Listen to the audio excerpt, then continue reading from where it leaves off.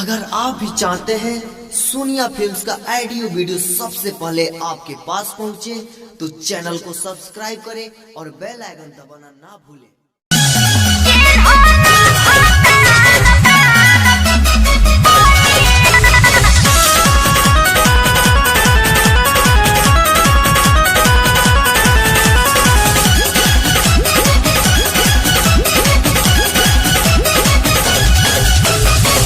जब कैनी करे जाके गरम कैलस भेजाके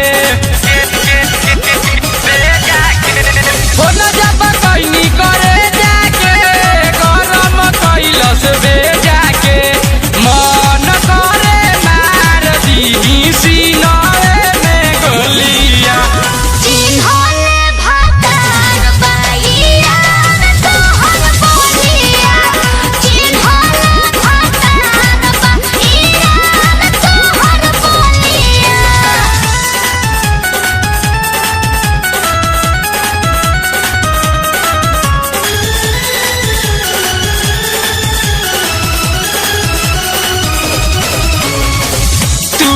तो